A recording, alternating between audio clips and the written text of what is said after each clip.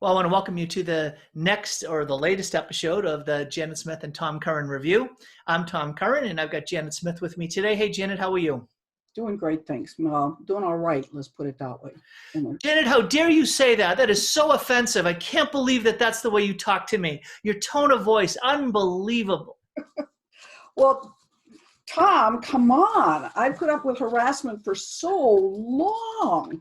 You can't. Oh, now you're pulling out the victim mentality. How dare you do that? There you go again. Yeah, no, I don't know anybody listens to you. It takes a word you say seriously. It's just full of yourself every step of the way. You're not interested in truth or conversation. You're just interested in slamming other people. Janet, I'm glad we can do this as pure theory because neither of us have ever seen or participated in any kind of conversation like that in written form or on any other form. Actually, this is a wonderful and kind of cutesy introduction to the theme for today. Janet, I'll let you kind of characterize it. Yeah, everybody notices the tone that's on Facebook and Twitter, and that sometimes you rarely can you have a good conversation. Most things are just sharing jabs at each other. I've worked a lot over the years to try to get a higher tone on my Facebook discussions. And for the most part, it happens. Lots of times it doesn't. And so I will do different things that we'll talk about here in order to deal with that. But we're trying to help people improve. Each one of us can improve our own behavior. And so to give people some guidelines about what you might want to be thinking about when you're posting. I mean, some threads are not meant to be taken seriously. People are just giving an opportunity to let off steam. But other times it seems to me there is a serious discussion going on, and that should be honored. That we haven't. I mean, I honestly love Facebook because I've never really had a serious discussion on Twitter, but on Facebook, I'll have 153 people corresponding on it. And often it's very good. I learn a lot and they learn a lot. And that's what we want to have more of that when that's suitable. Yeah, and so Janet, let's start with a prayer because boy, among all the topics we're going to discuss, this is one where we're going to need some prayer for the Holy Spirit to give us some wisdom. So let's pray in the name of the Father and the Son and the Holy Spirit. Amen. Heavenly Father, in Jesus' holy name, we thank you that you have revealed yourself to us as an infinite, perfect, and eternal communion of persons, living a life of love. And Lord our God, O blessed Trinity, we who are created in your image, we ask that today you'd give us wisdom and grace to be able to talk well, to be able to share some insights, to share some thoughts that can help elevate conversation, to foster true dialogue, true advancement in understanding, and allow that to be able to move forward in our own lives and even in online platforms like Facebook and Twitter. The voice of the church, that we would bring honor, a sense of nobility, a sense of quality in our conversations to the extent that we can. And we make this prayer in Jesus' holy name. Amen. In the name of the Father and the Son and the Holy Spirit. Amen. So Janet and I, we actually don't know what each is going to say. Sometimes we'll come up with an outline together and work on certain key points. But we decided this time to come up with separate lists of what's the problem and what are some of the solutions regarding some of the conversations, or that's not maybe even a good way to characterize it, the lack of authentic communication that is too often occurring even among very committed Catholics in some of these online platforms. And so, Janet, I'm actually excited to hear some of the key ideas that you've come up with, and I'm happy to, and excited to share mine with yours and get a real conversation going to prove that basically I'm right and you're wrong. Good. All right. That's right. Yeah. It's like my favorite words are when I hear people say, Professor Smith, you're so right. I mean, that's my favorite words. Anyway, I always try to start in a certain sense with an Aristotelian approach to things, which is, what is your purpose for posting? What is your purpose for getting involved? And I'm talking here, certainly the initial post, but also any post that comes afterwards. Are you trying to show off? The first thing is, for a good conversation, the first thing is get your ego out of it. Get your ego out of it. Try to search for the truth. Most of us want to be right, whether or not we're right, right? We want to win. whether or not we want right. We want to win. And instead, and wanting to be right is a very good thing. And it should make you be very careful about getting your facts right and your arguments right and all of that. But you have to care for the truth way more than you care about your own feelings, your own reputation, whether or not you're thought to be smart or not. You want to get at the truth of something. And so you start, say, when you sit down and start pounding, say, what's my purpose? Why am I doing this? And how am I saying it? Am I saying, I want to say I really disapprove of some policy or something the church does. Do you want to do it that way, or what I find often helps is to ask a question. Here's a policy that someone has put out there. Do you think it's wise? Do you think it's imprudent? How would you respond to this? What do you think? And invite people to think rather than making a hard statement that people are going to almost necessarily come back at in a hard way. So my first thing is to think about, what is your purpose in posting this? Are you trying to win an argument? Are you trying to show how snarky you can be? Are you trying to show how smart you are? What are you trying to do in either posting the first thing or responding to any posts that have been placed? So that'd be my first principle. So it's interesting, Janet, because I was going to bring up, not first, but one of the points that shows up on my list as I thought about, like, what's the purpose of this particular post? I often will think that it's to get more eyeballs, to get more views, to get more clicks, so it's that whole clickbait mentality that I think that I've seen too often, or at least more frequently. There are posts that are simply designed to get a whole bunch of attention. And so, how clickbait works in so many typical sites. It'll post a title that is meant to grab your attention and get you to click on it. Like, oh, the top 10 reasons, and wait till you read number 7, right? So people are going to click on it because what do you want? I don't even care about the top 6. I just want to see what number 7 is. And then when you see number 7, you're like, man, I just got robbed. Well, too often we can fall into that. We, even the church, in an attempt to win some attention, put up titles, put up provocative statements that have really as a goal to get people to click on it, just to get a bit more attention over to my platform, to get people to listen to my voice, to be able to influence people to kind of go in a direction.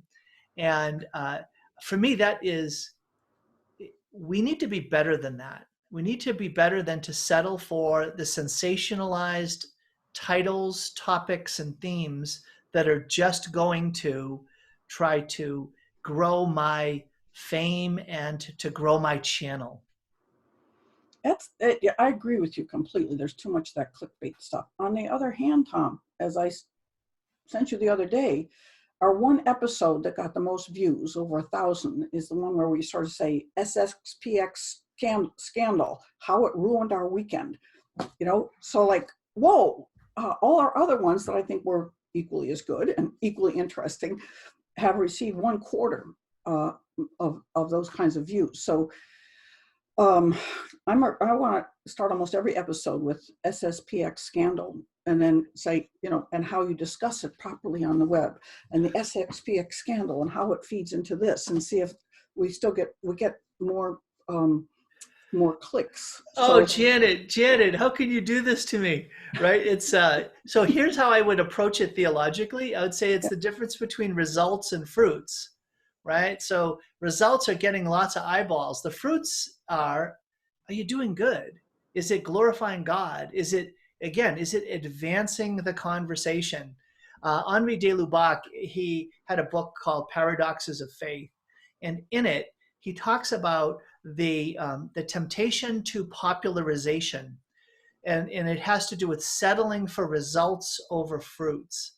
And it's settling for success, right? So was the blog more valuable because it had more folks look at it, at least for a time, versus no, did we actually sow a seed in the mind and the heart? Like, I know that some of the feedback that we've gotten from some of our blogs that have received fewer views are like, you made me think, or even better, I've used some of what you and Janet were talking about in my teaching, in my homily. It really has helped shape me. Yeah. Now, what's that worth, right? Well, yes, but they're not mutually exclusive. I mean, the point is you can't have fruits unless you have results. Unless people listen to what you're doing, read what you're writing, they're not going to be able to have whatever fruits you have to offer them. So somehow you have to not want to be sensationalists, right? Not want to just get viewers because you're going to rile them up in some way. You really do want to, advance their understanding, advance our understanding, sort some things out. That's our purpose here. But if you don't get them to come to watch you, then it doesn't matter how good the content is. So, it's a puzzlement to think about. We all are more inclined to click something, and of course half of them now leave off the second half of the sentence, so that you just get the first half. Did you know that Donald Trump met Mrs. Boom? And then he's, ooh, Mrs. Boom, what? And so I don't want to go for those cheap tricks, but I do think that it's problematic. The human nature is that we want to watch something that will really get us going. Okay, so this is great, Janet. Here, I'm gonna let me pose this to you in a slightly different realm, but it's also relevant here. And it's sort of doing it because it works, right? So utilizing a sensational title, the clickbait, the theme that is controversial, because it's going to get the eyeballs.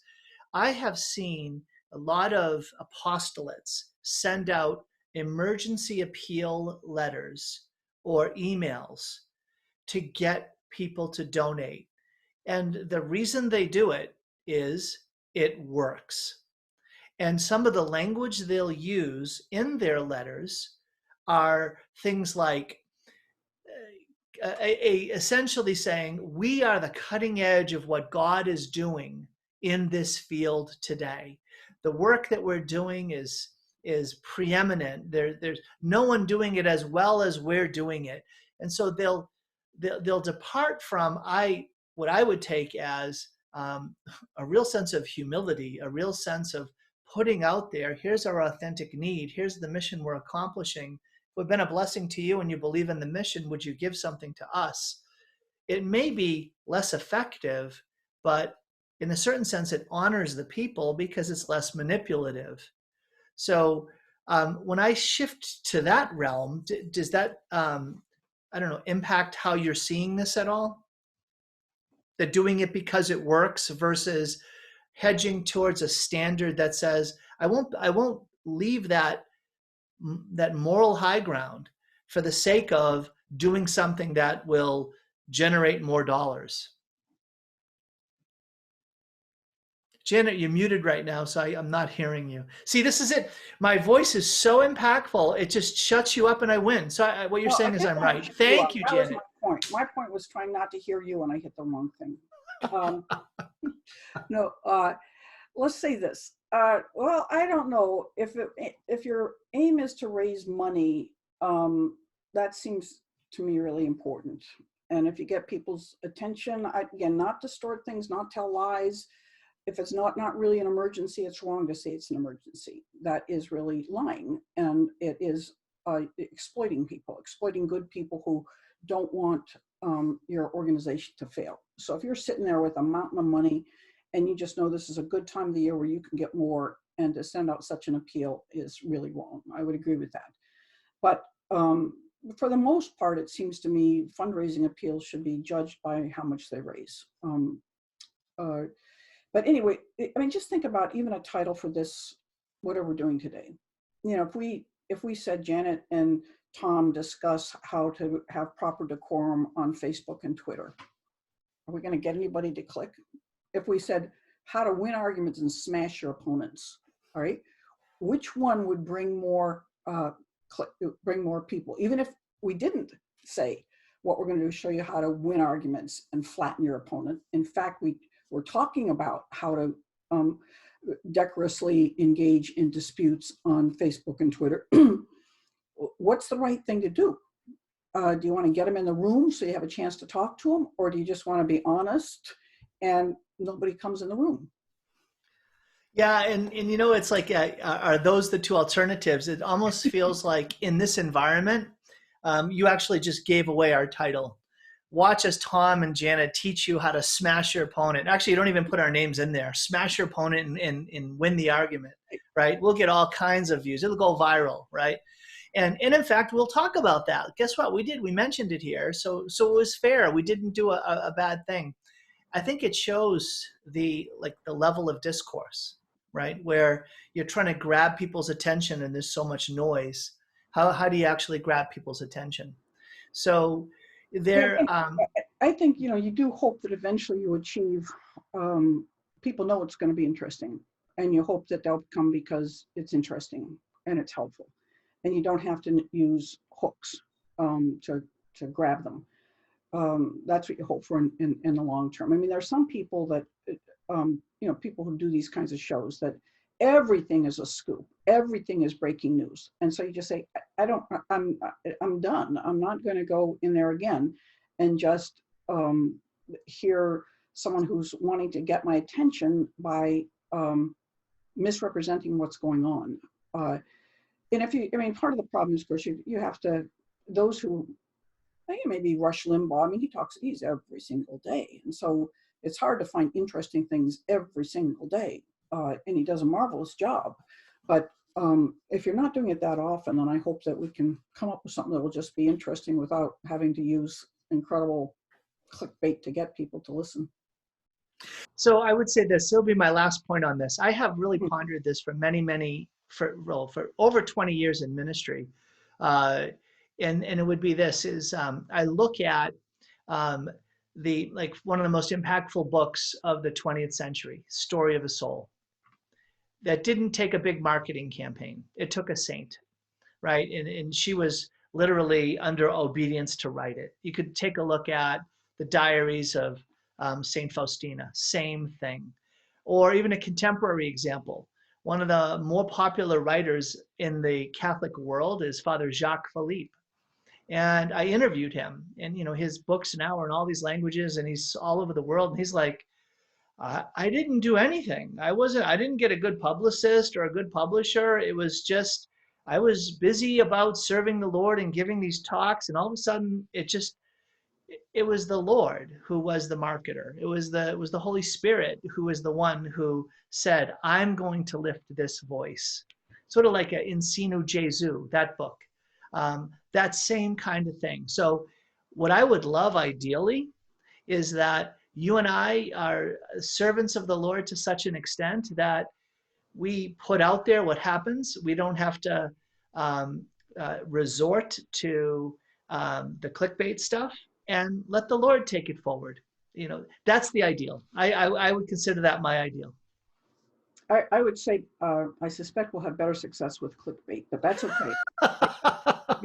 Your ideal is great, and if we reach that would be perfect. And we're just too proud actually to go for clickbait, so we won't go that direction, not because it doesn't work, but because it's beneath us, and that's why we won't do it. I like that. There we go. Now all of a sudden we've just elevated ourselves above all the others, which no one ever does. No one ever does that. Yeah, that's right. All right. So Jen, my first principle. Wait a second. My purpose was to win this argument. That's why I got into it. Did I win or lose, Tom? Who won this argument? I'll say that you won round one, but it's a long fight. We got many more rounds to go here, Janet. So. What was your purpose here, Tom? Was it to win or to really get at the truth? It was to glorify the Lord by winning. You see? There you go. And I think it's great because you at least snuck in holiness. And that's always good. Always sneak in holiness. Okay, great. So I'll go back to that. I would say this, that the first principle that I would want everyone to remember as we're engaging in these communications is keep your eyes on heaven. And I mean in that two things. The first is that we're made in the image of a God who is a communion of persons. It was really in my own prayer, right? That St. John Paul II characterized the inner life of God, that inner mysterious communion of persons. He characterized it as a dialogue. He called the inner life of God a dialogue of truth and love that gives rise to life. And so if I have a standard that I at least I hope I hold myself to, and I would love to see promoted among Catholics, is we are made in the image of the triune God. Let's foster authentic dialogue, meaning that we'll always uphold standards of truth and love. For St. John Paul II said, one without the other is a destructive lie. And so that's the first part. The second part is that keep your eyes on heaven. Look, this is our goal. This is where we're headed. We are meant to be together forever as children of God. Let's start living now on earth as it is in heaven. Let's really strive to live that reality.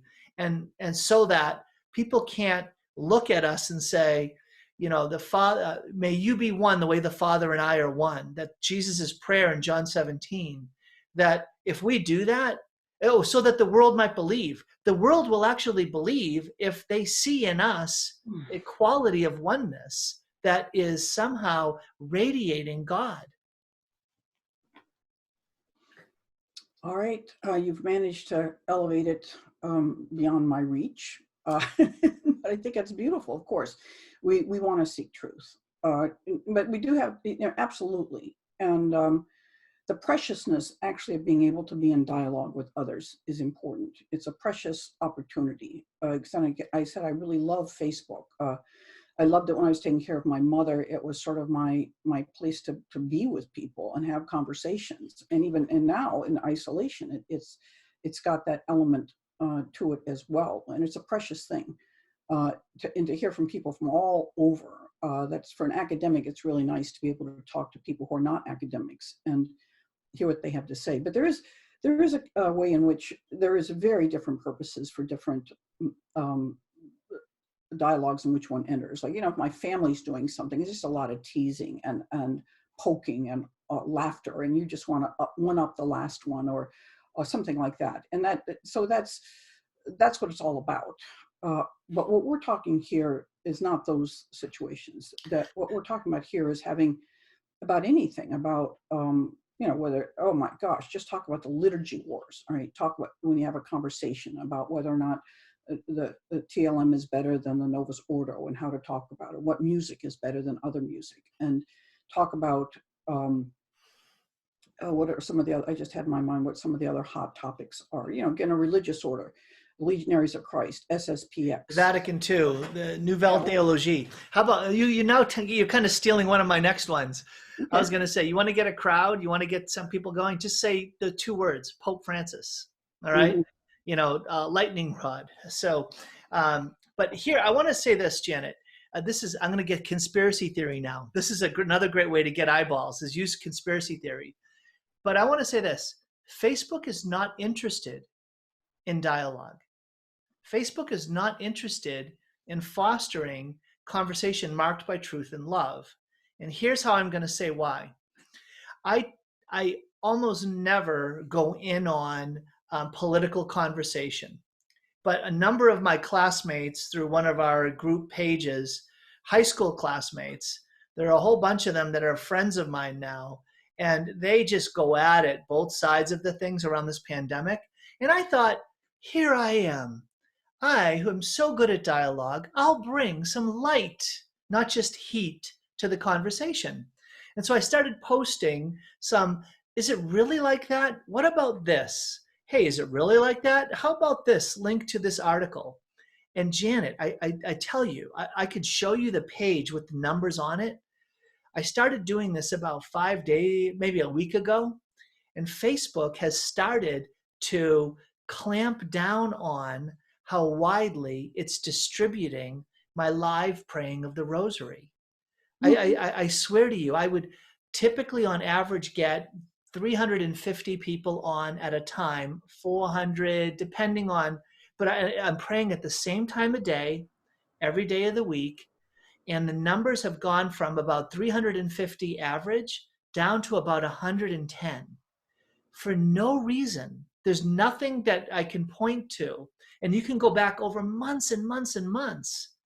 And all of a sudden now, the only difference between these two is that I've started to post on these pages where there's political conversation going on about the virus.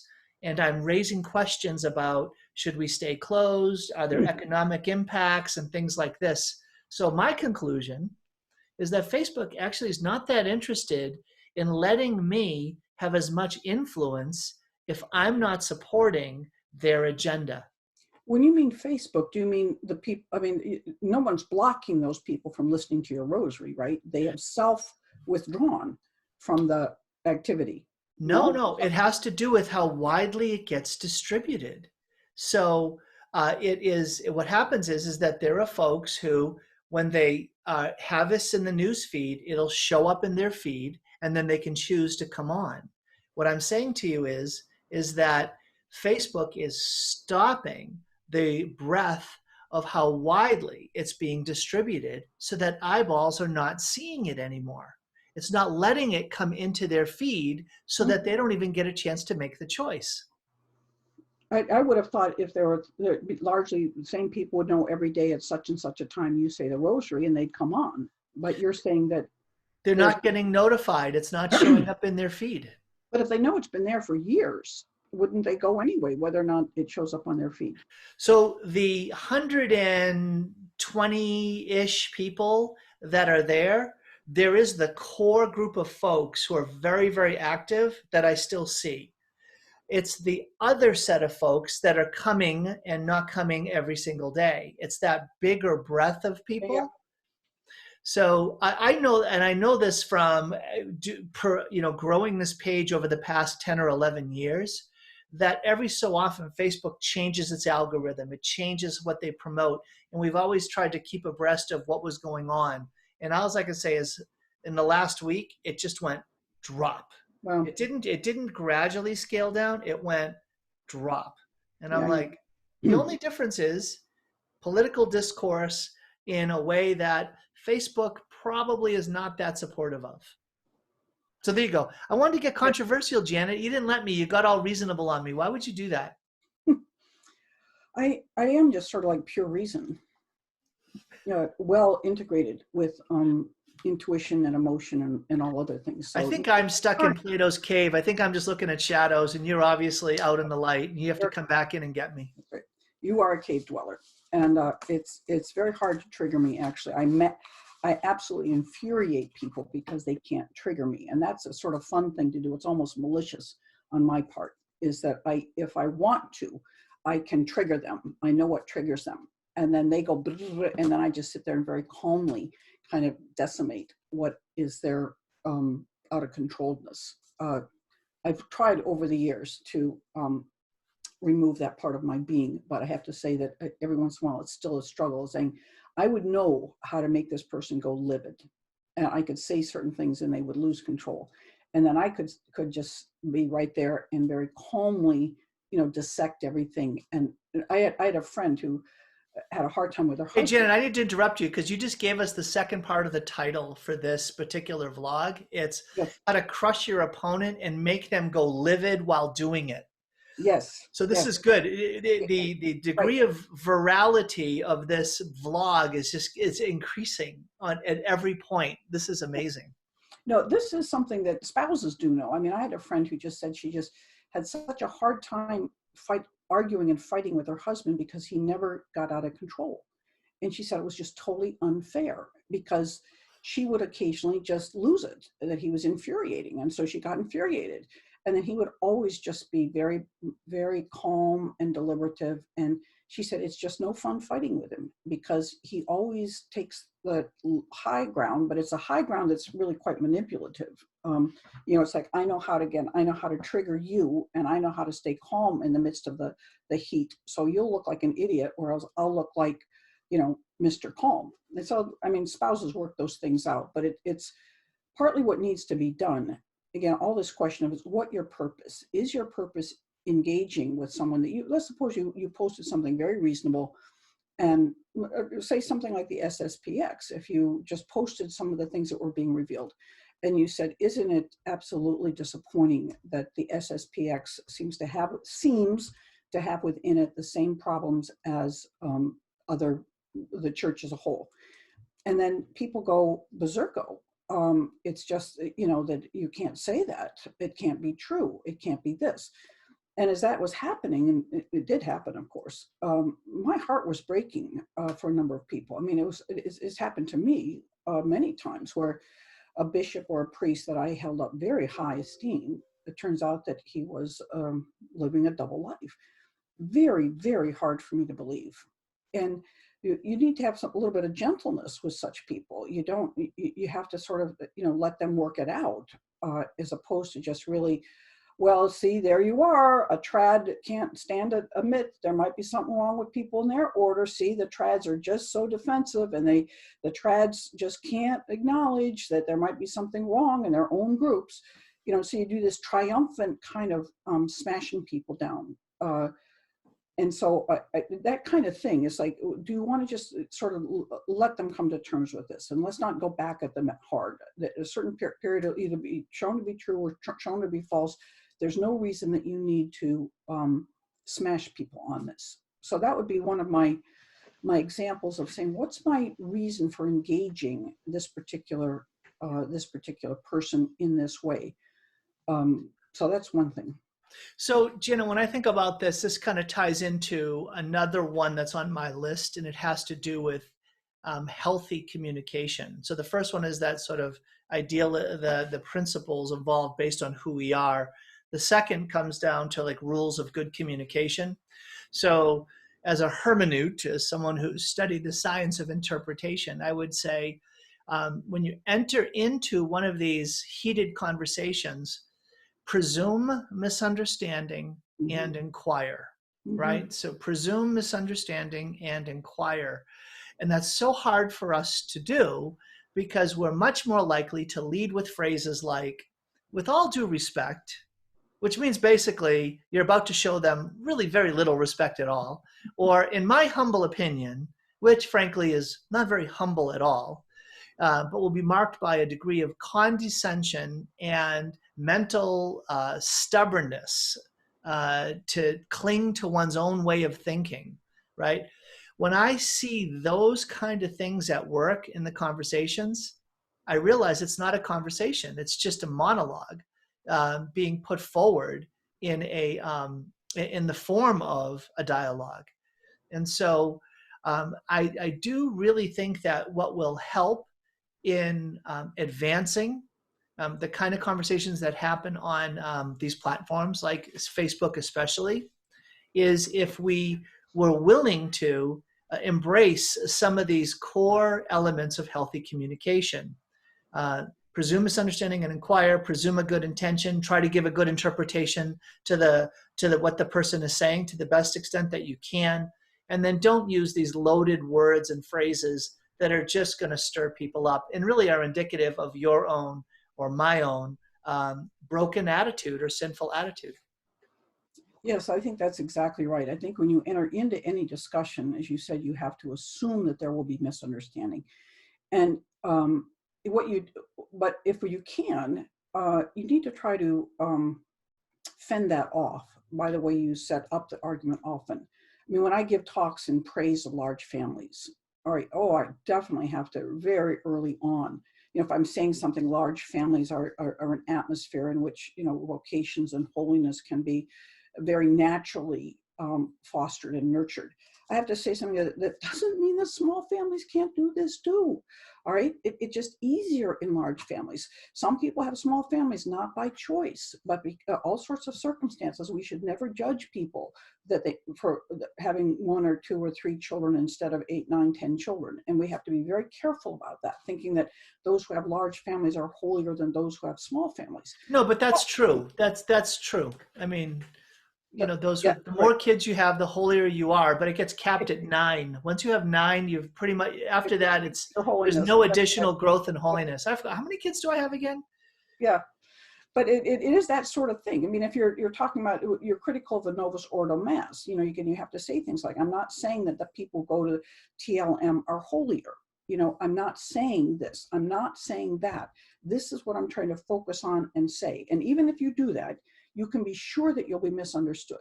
And you really do have to have the patience to just keep coming back to it, and without getting angry or snarky, is to say, no, no, no, wait a second. And again, on that conversation, I mean, constantly you get people saying, well, if you're talking about music or something, I love this music. This music makes me feel this way. This music makes me feel that. And you want to say, and very carefully and kindly again, but that's not the criteria of the church. The criteria of the church for judging what music is appropriate at Mass is not how it makes us feel. That's not the criteria. It doesn't mean that music isn't perfectly wonderful in another setting, right? And it can't be used for devotional purposes at retreats, all sorts of things. But at Mass, it's a different question. You try to cite the document and you try to be patient about it. It's not like, you idiot, don't you know that this is not the teaching of the church? And say, perhaps you've never read this document, and here's the passage. And I invite you to consider this.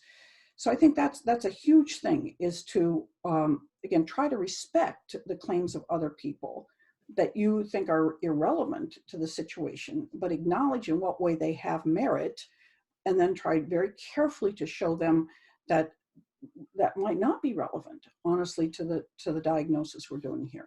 Yeah, Jen, it's so funny what you're saying, because it corresponds to one of the next ones it's a different application of something that Archbishop Murphy here in the Archdiocese of Seattle, he used to say, you can't do every good thing. You can't do every good thing. And the way I would apply that here is, you can't say every necessary thing.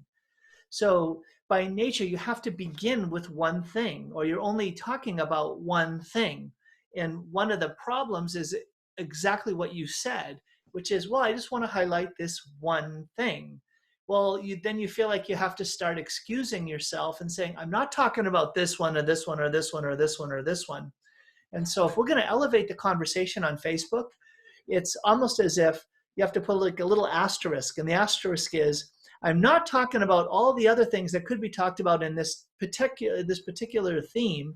I just am intending to focus on this one particular thing.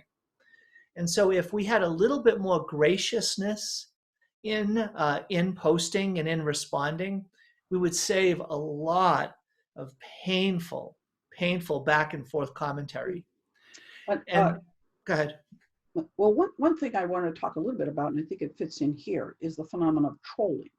Right? I was going to say that. You just took the word I was going to say. And this, of course, leads to trolls. But go ahead. Well, I mean, some of people are trolls weren't really intending to be, but trollers keep trying to hijack the conversation to bring it to whatever they want it to be. Or just dislodge it. Just basically to just intervene, interrupt, and just dislodge, kind of like what I did to you right now. Yeah, just like that. You're the biggest troll. Anyway, yeah, but that's what it is. And it's not staying on topic. It's trying to reintroduce themes that may have been taken care of earlier, just slightly shifting things so that even though you're making progress on one thing and they're losing, they want to shift it to something else. And I think that a lot of people don't know that they do that. One of the best features of a true conversation is a person who's willing to acknowledge. You say, wow, you made a good point. I hadn't taken that into account. The other day I was writing on a certain column, and I was taking a certain sentence in a certain way. The writer was saying that people who wanted religious services were narcissistic. And since I was one of those people, I was taking that very personally. I was taking it as indicative of a whole group of people, Catholics who wanted communion. And one of my good friends came back at me and said, I think you got that wrong. I don't think that's what the author meant. The author meant something different. Talking about groups that wanted packed churches and didn't care about safety measures at all. And of course, that's not my position. But I look back at the passage and I thought, that really is, I don't know what he meant, absolutely speaking, but her explanation was a reasonable one. Again, and in charity, we should go with a reasonable explanation, even if you're a little bit doubtful whether that's what was actually meant. So I think it did an enormous amount of good that I acknowledged that. I said, okay, you might be right. So, but let's acknowledge this point, but not necessarily attribute it to this author. So when you see someone say something, like you've convinced me, or even I just said that a little bit wrong. I should have said it this way. I understand why you didn't like what I said. I didn't choose my words well. This is what I want to say instead. That advances arguments, and it completely reduces the temperature of the room. Immediately when you do that, everybody says, "Oh, I'm allowed to admit that I've been wrong too, if need be." And it's not like I have egg on my face. It just means this is a very human conversation where sometimes you exaggerate or misunderstand things, and you don't have to get, well, the reason I misunderstood it is because you said this. And anybody would misunderstand it if you say it like that. Why didn't you say it like that in the first place? Say, oh, okay, I see. Yeah, right. You wanted to say this. Thank you. That helps. Janet, when I think about the phenomenon of trolling and the willingness to then just say, oh, I was misunderstood, or maybe I had it wrong and I need to shift, is that oftentimes trolls just don't care. Yeah. It's that lack of care. They might be looking at this very mature and maturing conversation on Facebook, and they're just scrolling through. They see it, they look at something, then they just drop a little bomb, and then they're off and running. They have no interest or any kind of commitment to actually dig into the conversation. They're just really fine. Drop a little bomb and then run off. And they just move on. And like you said, I think sometimes they're not even thinking about what they're doing. Other times, I don't know. I would say that there are some who know exactly what they're doing. Yeah, and for my part, I give people little warnings. I'll send them a private message and say, and this has happened even with some of my friends. I've said, I don't like your tone here, your attitude, the way you're dealing with this. I'm going to have to hide you. And there's the hiding option. You can hide remarks. And then I said, if you keep it up, if we have to do this, say this, well, I'm going to have to block you. And then you do. And one woman got just livid with me on other pages. She said, she blocks you if you this, that, and the other thing. And I think, well, again, to some extent, my Facebook isn't my living room, but a little bit is my front porch. You're in my space, and you're a guest in my space. And in my space, I set the rules. All right.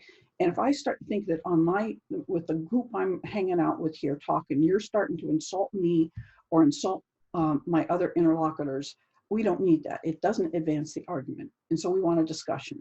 And so if you can't participate at a certain level, you're gone. Now, I have lots of friends who come in with little jabs all the time, like Pope Francis is evil. I generally hide those ones, but they'll say something like, yeah, I can't trust Pope Francis for anything. Or it's absolutely, what's wrong with you people? Why can't you be obedient to the Holy Father? And of course, there's so many things you can say back to either one of those, but I just let them rest. I don't respond to them. I don't hide them. I just let them rest. I figure it's someone blowing off a little something or other, registering something. It doesn't add anything to the conversation.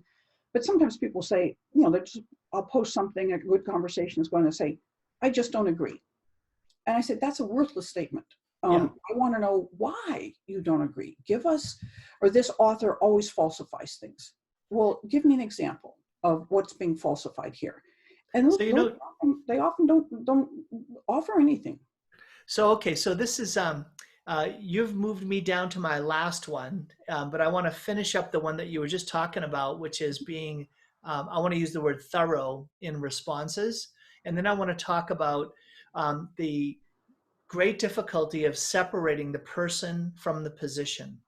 That there's ad hominem attack, all those sorts of things. So we'll come to that in a minute. But I just want to say this, that one of the things that I see happen more often on your Facebook conversations, that's a positive thing, is that you take the whole of the conversation and the post seriously.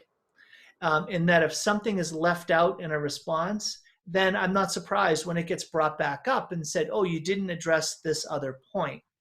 That is rare. It's too rare that you have people who want to engage and they'll lay out, say, for instance, 5 weaknesses or 3 key points that are objections to what was said. And then the next person will respond and only grab a hold of one little point, not seem to have any impact or interest in responding to the other points, and then they just move on.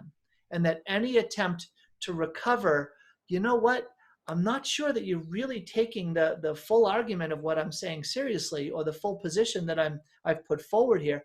And they just have no interest in answering, maybe because they don't have an answer and they don't want to admit that I have to change my position or I'm wrong. So the reality of having a mature conversation on Facebook, there are so many things that mitigate against it, and I think that that's one of them, is an unwillingness to say, I'm going to actually address parts of questions that I don't really have good answers for, in ways that are humble and authentic. Yeah, I think that exactly. And I think, I mean, earlier I talked about what's your purpose. Part of this too has to do with who's your audience. You know, who are you talking to? Are you talking to the bonehead who just posted something that's really pretty idiotic? Or do you want to address other people who might be confused by the bonehead? It's like, you don't really think you can convince this person. This person is just exhibited in a sense that they just have this doctrinaire position that they just plump down, and they're not really inviting any conversation. But you know, some people are going to be confused by what was just said, like maybe it has some merit. And so that's where you can either, you know, sort of smack the other person in the nose, squash them, or you can just sort of say, well, but you know, you really have to take into account this. So you could just say, you got to be kidding, don't you know this? And then you could decimate this person. Or you could take it as, you know, really, this person, there's a bizarre way in which some people might be confused by this. I'm going to talk to that person. I mean, one of my favorite authors of all time has always been Plato and his dialogues with Socrates. And someone posted recently, I couldn't believe it, that Socrates was always trying to understand his interlocutor's argument. He was not.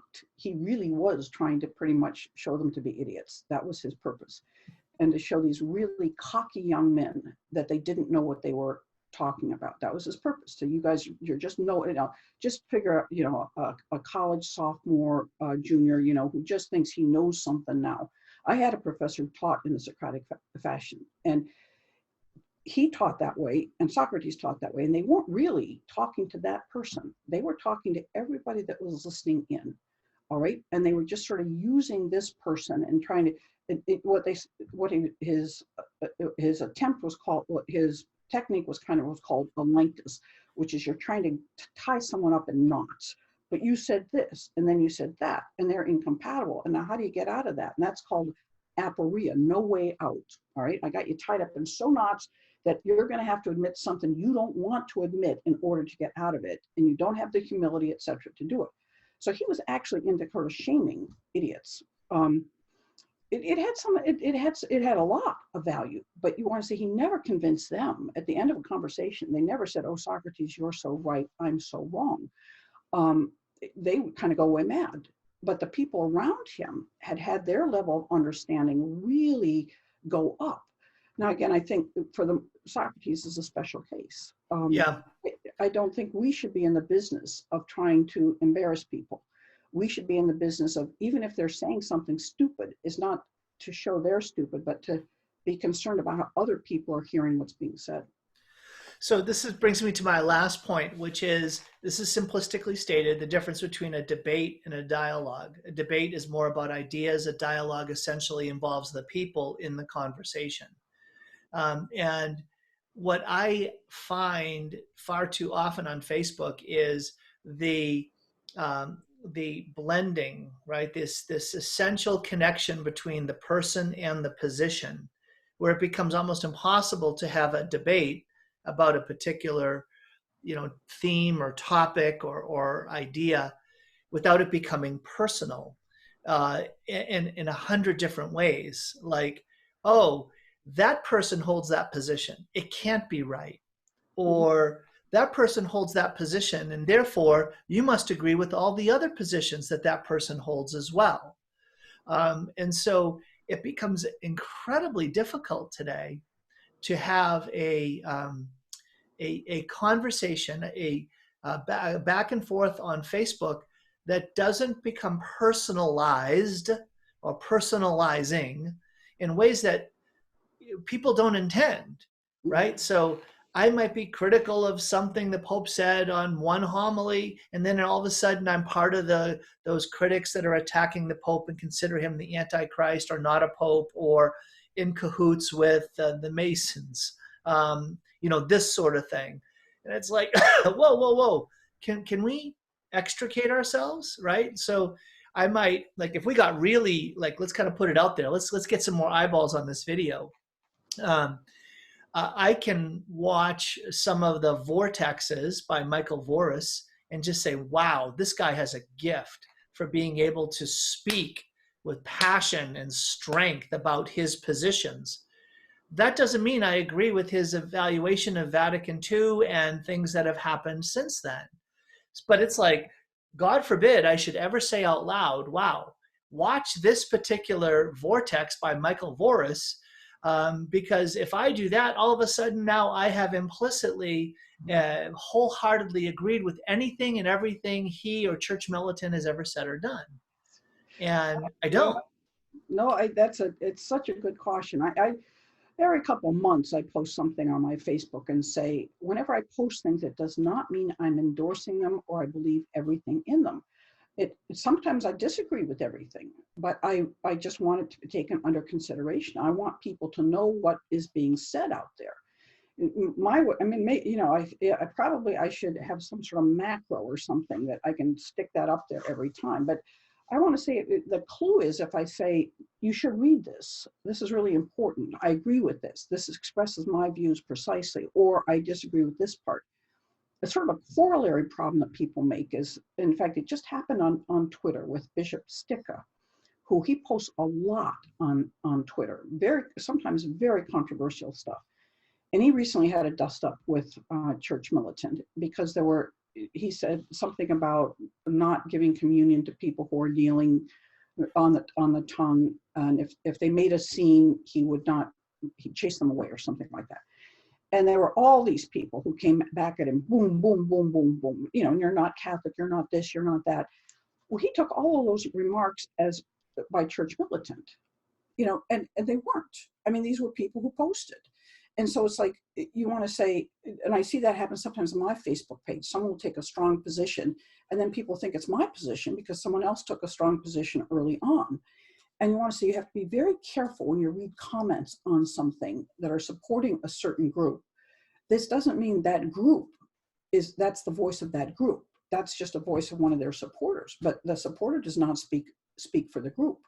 One of the interesting things that came out of this dust up on Twitter is that Michael Hichborn, who runs Lepanto Institute, and has been trying to expose wrongdoing by the Catholic Relief Services.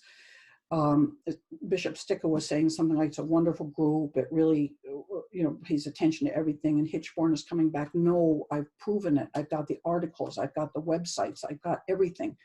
And Sticca said, well, let's talk then. I'd like to meet with you. And you go like, whoa, I mean, this is who knows where that's going, but that at least in itself is an interim successful outcome. I mean, one of the things I like best on my website, if something's going in a certain direction, let's say simple, something like, do we need to wear masks at this time of the coronavirus? It goes both ways. And I'll put up something that says it's not necessary. And then all these people go berserko. But what I like is when someone posts a link to an article that says that, that actually gives some expertise on this question. And I mean, there are tons of questions that I really don't know the answer to, and I flip-flop a lot. Wait a minute. What did you just say? Did you just say that there are things that you don't? No, it must have been somebody else. I live with someone. I think that person said I would never say that. Yeah, we got our third title: How to Crush Your Opponent, How to Get Them All Stirred Up, and Janet admits that she doesn't know. This is perfect. We're going to get more eyeballs on this video than we've had on any of our shows. It was about a very narrow kind of thing, about things that are not settled yet. That's why I can't know, because they're not settled. It's not as if I'm confused about anything that has any kind of level of, decisiveness to it. That's great. So, Janet, I have a last point then. I thought I had my last point, but you stirred up something else in me, and it was related to this personalization thing. And it's that this is my speculation, that we live in an environment that seems to be so apathetic that it makes some people, sometimes me, just want to scream to just get some kind of movement or response to happen. So, like for instance, you know, the idea that, oh, are the bishops doing enough to address the sex abuse crisis? And why won't they speak up more when it comes to more strongly advocating for open churches and masses as an essential service? It can be very frustrating if it seems that you're only hearing crickets, right? There's just like, where are the voices? Where are the leaders?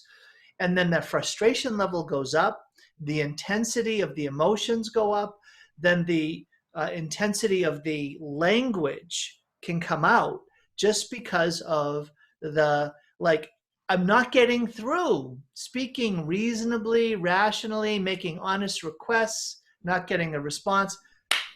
Got to get more intense, got to get more, just, stronger, push harder, get something. I see that happen all the time. No, I agree. And some of it is justified. If you're with your kids, you've told them a dozen times, sometimes the 13th time, maybe you got to really raise your voice and make some threats. I've spoken reasonably to you all this time. On the other hand, again, bystanders, if there's a lot of bystanders, they're going to think, oh my God, the way this guy talks to his kids, it's unbelievable. And you want to say, wait a second, if you knew the context, you would think I was a saint for how long I have put up with X, Y, and Z. So, for instance, with church militant, I think that's part of if there's a problem, is that, people don't like their tone. And it can be, boy, if you've been following this group for the last 15 years, you might understand why it's taken this direction. You just keep pounding the same point and you say, no one's getting it, no one's listening.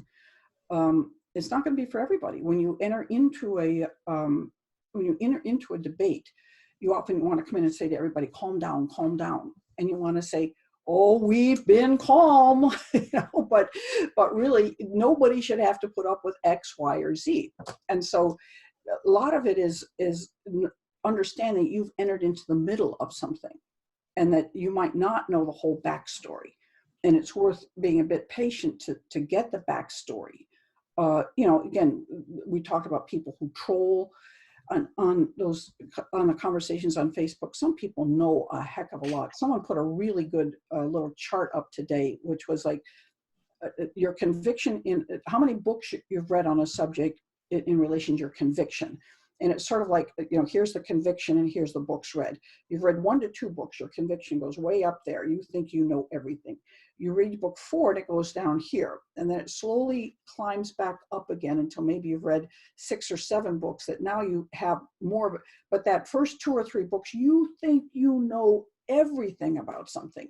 Or people have just read an article and now they think they know everything. So you can kind of tell the voice on Facebook, sometimes the people that post, like, this person's been thinking long and hard about this and really has something to offer, and someone else is just shooting from the hip. And again, learning how to sort those things out seems to me to be very important for a conversation.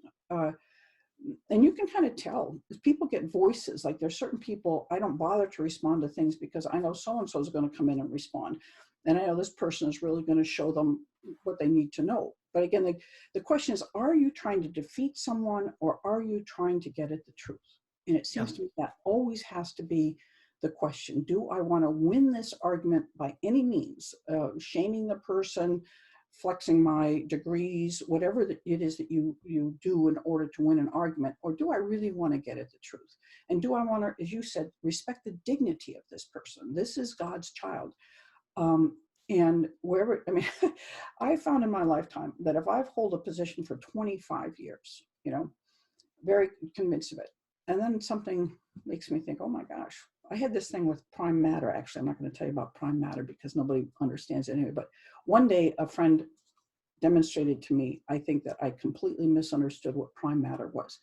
And I actually had to go lay on the couch. It was so, sort of like, all these years, to some extent, it's what I feel about the church. All these years, I've trusted the bishops. I've trusted the church. I've trusted.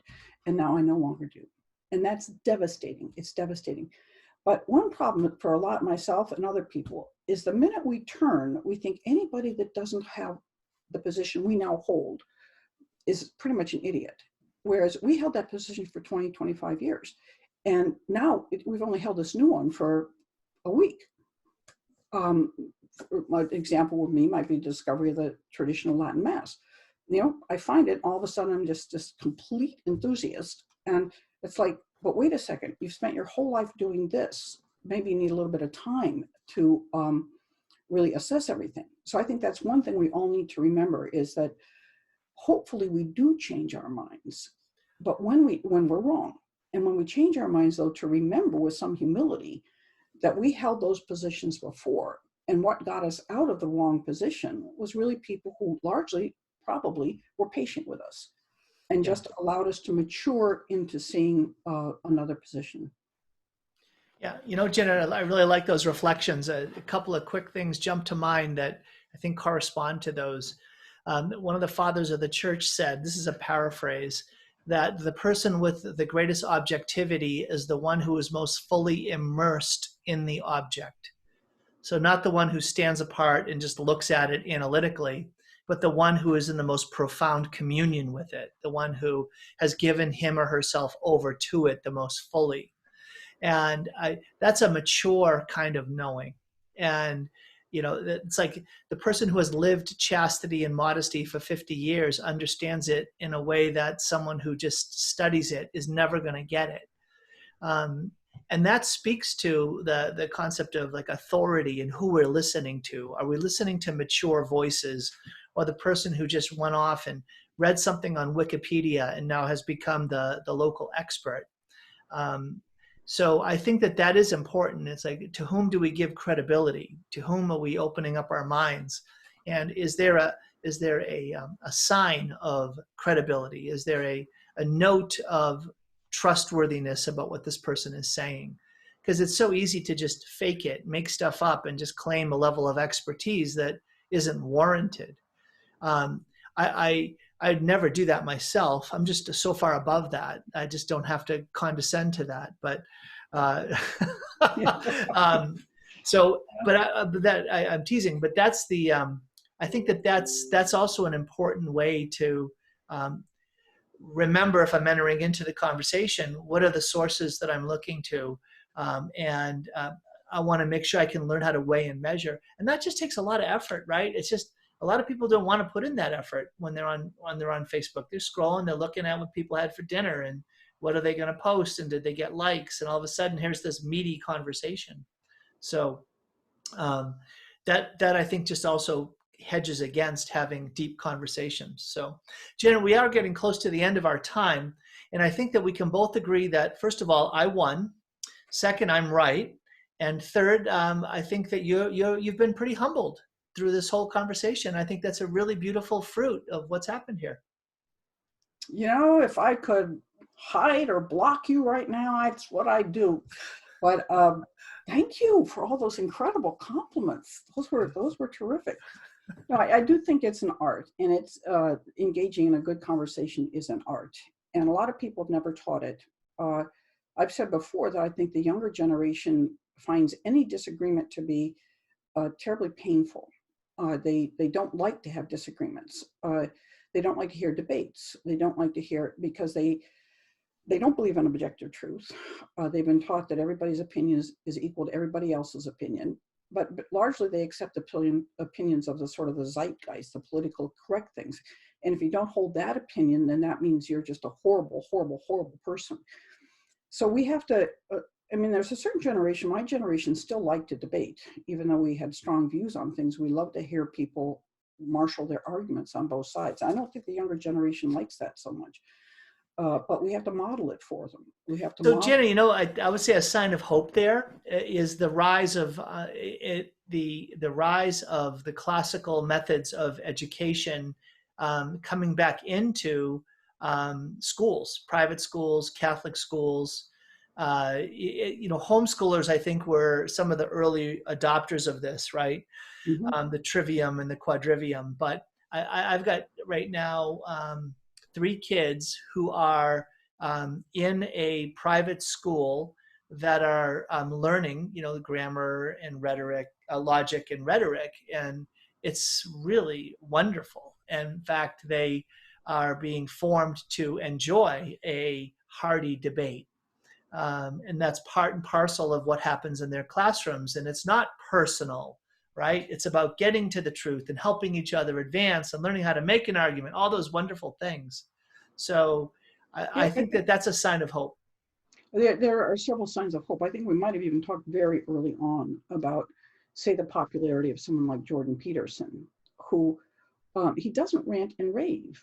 He gives reasons, all right? He gives very deep reasons for things. He tries to go as deep as he can into explaining why it is he's advocating something. And young people are very fascinated by this. Again, that you don't just rant and rave. You don't just insist. You give the deepest reasons that you've got for what you think. And that, the idea, I told you about the professor I had who was Socrates, who would often, with these young men in particular, they'd get a plank upside the head with him. But it was hilarious. He actually had sometimes a group of people sitting outside his office listening to him arguing with some young man about something, because he was so good at it. But then I would see that young man walk across campus, engage in conversation, argument with his friends, and he'd be using the professor's arguments, right? He recognized them as being, he wouldn't admit to the professor that he had lost. But when he got in a conversation with these guys, he's not using his own arguments anymore. They've been defeated. Now he's using what the professor used. So that's sometimes what kids can get out of family discussions is, that your older sibling might really show you don't know what you're talking about. But pretty soon, the middle one is now using this against one of the younger ones because they've learned how to make an argument, how to construct an argument. So the joy really of getting at the truth through dialogue, and again, losing isn't losing if you're defeated because you were wrong. You've discovered some truth that now you can help go forward on, instead of being stuck in some false understanding of things. I guess Well, maybe this can even happen on Facebook somehow. I know that they've been shifting sort of like what comments get pushed to the top if you're first coming into a post, the ones that are the most relevant, things like that. Sort of like a Reddit model where you can upvote comments that are more valuable, so that it literally raises the level of the conversation potentially. But I do think that we can, if we can have some of these core ideas in mind and begin to spread them, it's almost like fighting against a tidal wave, but it's still worth doing. It's still worth doing because it's going to foster, I think, a healthier path to communication just in life as well as in the church. Yeah, I would say that, thank you for that. Because I hope this is my last statement, but especially like now with the different responses to coronavirus, some people think we should open up tomorrow just completely, try to obtain herd immunity. Others want us to stay locked up until we have found an effective vaccine. And in almost anything, there's just in such wide diversity of things, and people going a little crazy. Right, they've just gone a little crazy. Again, the people who want communion now, and those who want to be more patient. It's just that, and they just get angry at each other and accuse people of being selfish or non-believers or whatever. You want to say, again, let's just have a little bit of charity here. These things are really hard to sort out. It's hard to figure out the right stance. You can take your stance passionately, but no reason to betray those who oppose you as being some sort of really horrible human beings because they don't see the truth that you think you now see. You're going to have to have a little humility. It's like, I might hold that position someday, or I might have held it someday. And so I really need to have a little humility on this. I mean, I've seen people going what I think is pretty crazy over some of these topics. And then at the same time, I want to say that they might be right. I guess one thing just to throw in here is the most recent letter by Archbishop Vigano, which he sees the whole COVID, how we're dealing with it as playing in the hands of people who are trying to establish a one world government. All right. And I read that and I go, oh my gosh, he wanted everybody to sign this. And I'm thinking, no way I can sign. I agree with quite a bit here, but I'm not ready to go there. All right. Now, I'm not saying he's absolutely wrong. I don't want to say that. Vigno is either maybe going a little crazy, or he is a prophet, right? I don't know which. Some very respectable people signed that document. Cardinal Mueller signed it, Strickland signed it, Archbishop Schneider signed it. I'm looking at that and I'm saying, these are men of sound mind, and they're very prayerful men. Especially the Europeans sometimes see a whole lot of things that Americans don't see. So I didn't want to sign it. I didn't want to promote it. But on the other hand, I want to say someday I might be there in that thinking. So I don't want to dismiss it as absolutely crazed old men who are, wanting to be alarmist to the culture. I want to say, I don't think that's it. Well, and that's a good example, because I would say that when I read the statement that if I was imagining, okay, Cardinal Burke or Bishop Snyder, they're reading it apart from and before all of the spread of it, that my guess is that when they read it, they didn't highlight with any urgency the things that then got blown up and focused on.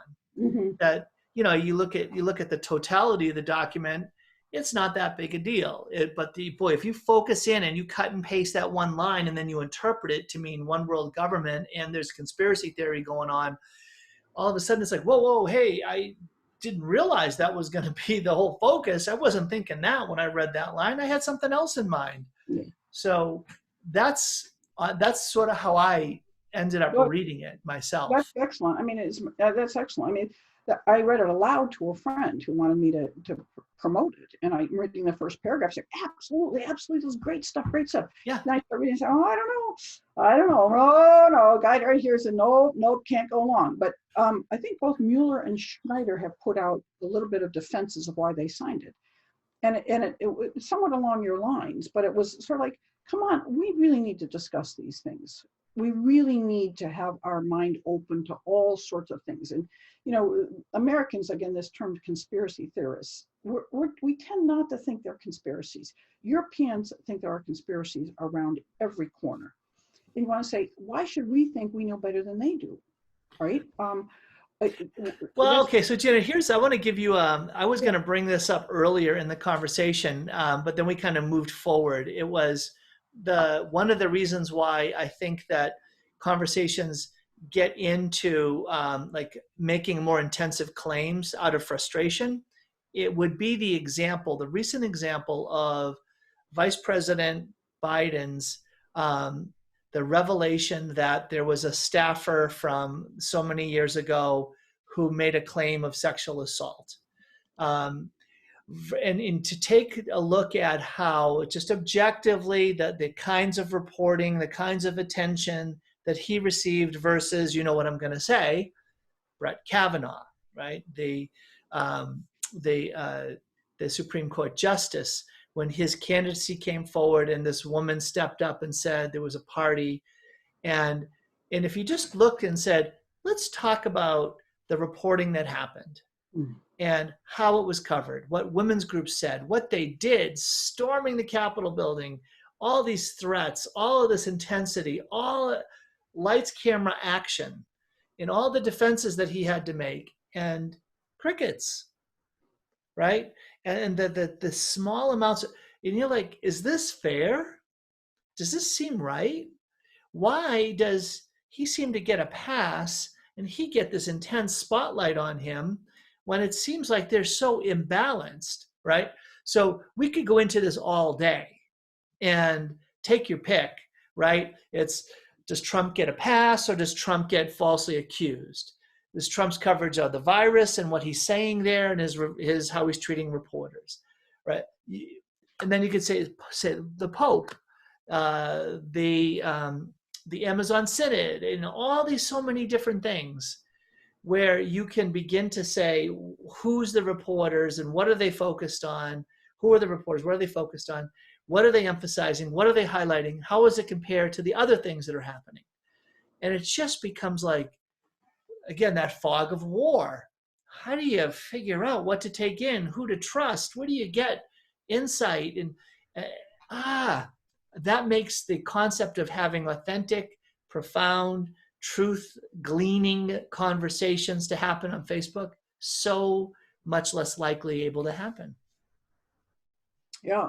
And again, that's where I was an incredible anti-Trumper at one time. And after I sort of realized it was Trump or Hillary, I decided Trump. But one day I was one position and the next day I was the other. And it was a 180-degree turn. And I think people have to say, again, we have to examine the evidence. We have to listen to everything. And then, there's some people I'm pretty much going to line up behind. If this person thinks this, I'm going to have huge weight for me because I believe that they have the right principles, they have the right way of thinking about things. And pretty much if this person comes down on this side, I know that that's a very attractive position. I might not ultimately hold that position, but it's a starting place. And Thank you, Janet. I really appreciate it. I feel very affirmed when you say that. That is really kind of you. You can just say my name out loud if you need to. It's okay. Good. Yeah, good, Tom. This is good. Didn't I start out by saying leave your ego out of it? Wasn't that what my first principle was? Leave your ego out of it. But you brought it in. You just reintroduced it, and I just have to acknowledge that if you introduce it, then I'll just accept it. In humility, just accept it. I know that's another good principle is mind reading, is to know what people are thinking and then just attribute it to them without, even if they deny it. You read their mind, you know what it is, insist upon that. That's another really good technique that we didn't talk about. Janet, it might be hard for you to admit it now. It's really okay. It's okay, but we all know it. Just watch the video. It's just all there, plain to see. Do you want to sign a letter for it now? I'll get a petition going. You can sign it. All right, Janet, this was too much fun. This is too much fun. We've gone long for sure. Janet, here it is. I'll give you the last word. The last word. The last word. Well, again, it's just, if I heard you say those words, Janet, you're always right, or you're so right. At least say you're so right. That would make it a really satisfactory evening for me. But no, I don't need to win. I really want the truth, and I hope that we will all aspire to that. And the other thing is, you don't have to convince the bonehead in front of you. You only have to help that other people are hearing what you say. And if the bonehead in front of you can't reason, can't accept logic, then you just walk away. So good night, Tom.